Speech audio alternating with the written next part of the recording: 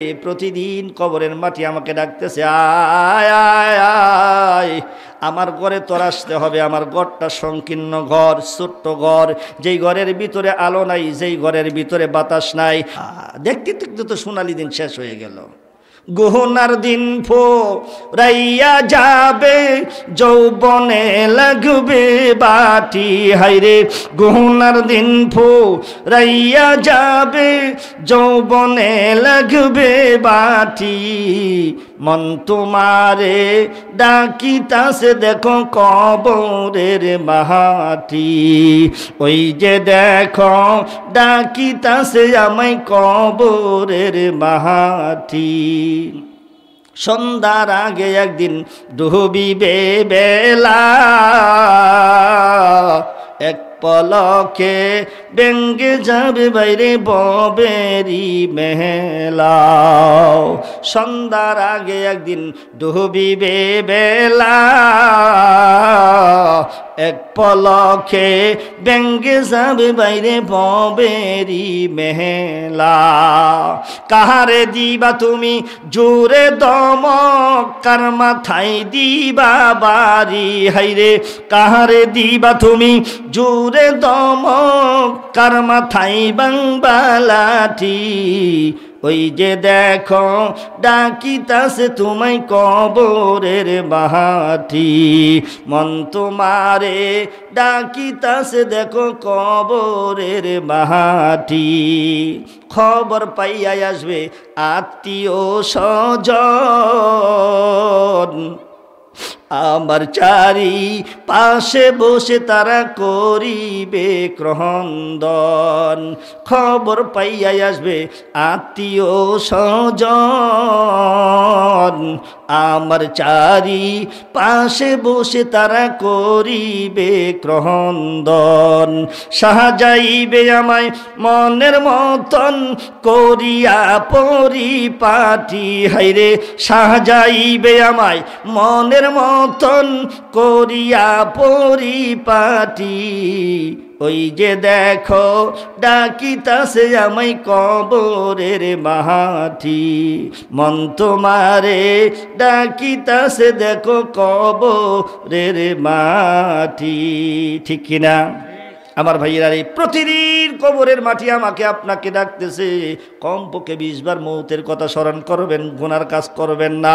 আমার ভাইয়েরা রে, যেই ঘরের ভিতরে আরাম আয়েশ নাই, আমার ঘরটা হলো সাপ বিচ্ছুর ঘর।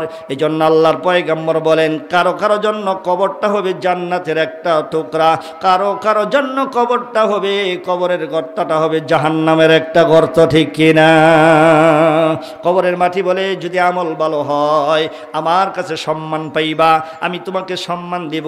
আমল যদি খারাপ হয়, আমি কবরের মাটি তোমাকে আমি সম্মান করতে পারবো না।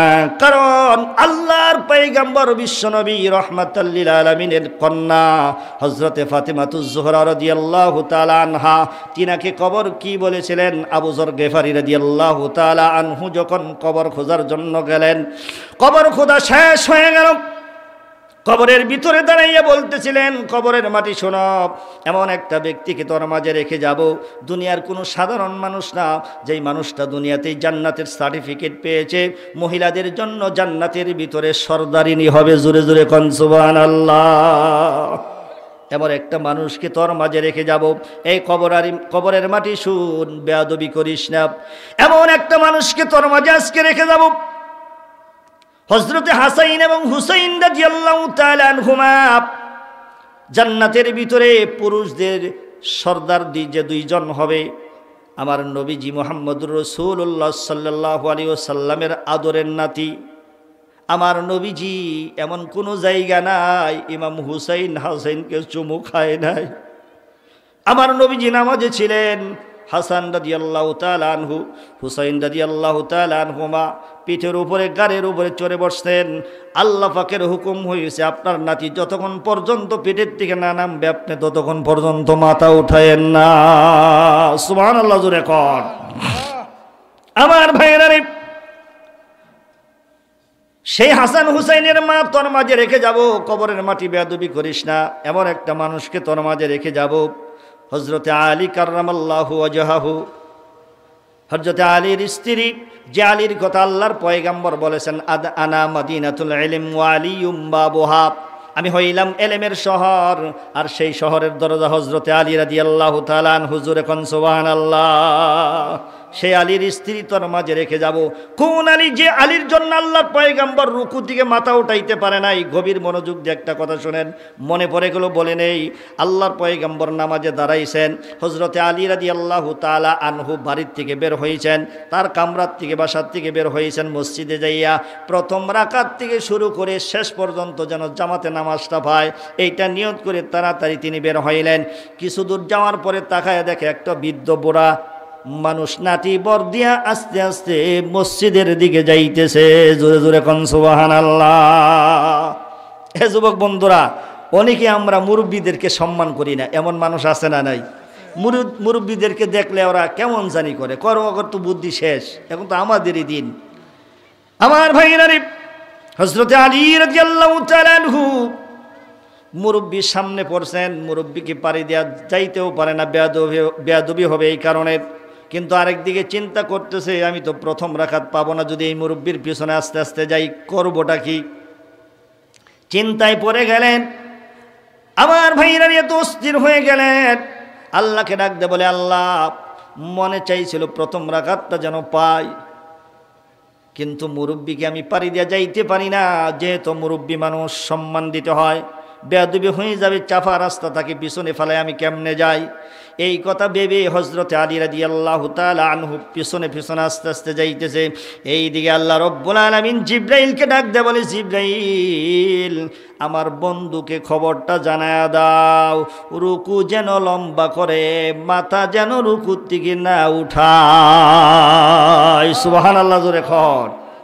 রুকু লম্বা হয়ে গেল। আল্লাহর পয়গম্বর জানে না কি জন্য রুকু লম্বা করতে হবে, এটা তাকে বলা হয় নাই।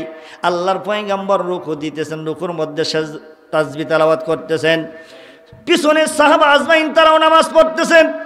রুকুটা লম্বা হয়ে গেল, ঠিক মুরব্বী আবার মসজিদের ভিতরে চলে গেলেন। হযরতে আলী রাদিয়াল্লাহু তাআলা আনহু তিনিও চলে গেলেন।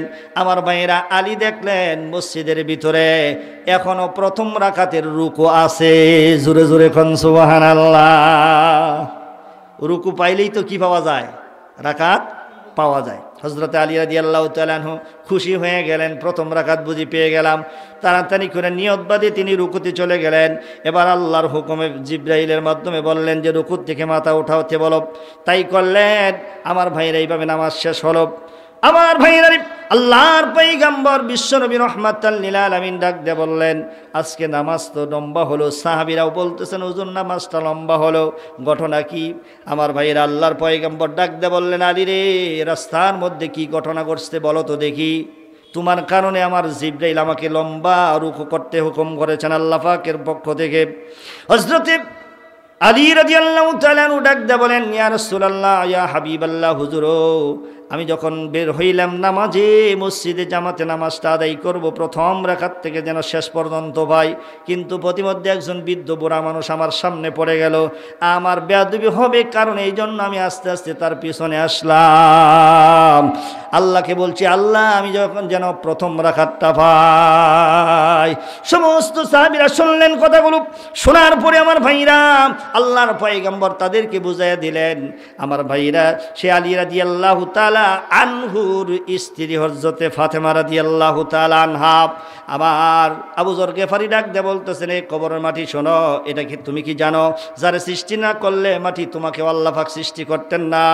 দু জাহানের বাদশা রাহমাতাল লিল আলামিন মুহাম্মদুর রাসূলুল্লাহ সাল্লাল্লাহু আলাইহি ওয়াসাল্লামের কন্যা ফাতেমাকে তোমার মাঝে রেখে যাব। কবরের থেকে একটা আওয়াজ আসতো বিকট জোরে, এই আবু যর গেফারি শুনো, আমি চিনি না আলীর স্ত্রী, চিনি না হাসান হুসেনের মা, চিনি না ফাতেমা, চিনি না নবীর কন্যা, আমি চিনি আমল।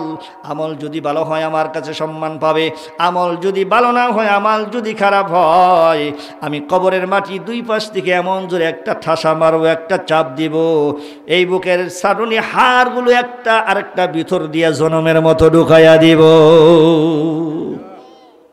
এই জন্য আমার ভাইরা সময় অল্প, অল্প সময়ের মধ্যে আমল করে যাইতে হবে, আল্লাহ আল্লাহ রাসূলকে রাজি খুশি করে দেওয়া লাগবে। কথা ঠিক কিনা জোরে কোন? এই জন্য আমল, আল্লাহ পাক বলেন প্রত্যেকটা কাজের একটা উদ্দেশ্য থাকে। আমার একটা উদ্দেশ্য আছে, ওমা খলাকাতুল জিন্না ওয়াল ইনসা ইল্লা লিয়াবুদুন। আল্লাহ পাক বলেন আমি জিন এবং মানুষকে সৃষ্টি করি শুধু আমার গোলামি করার জন্য, আমার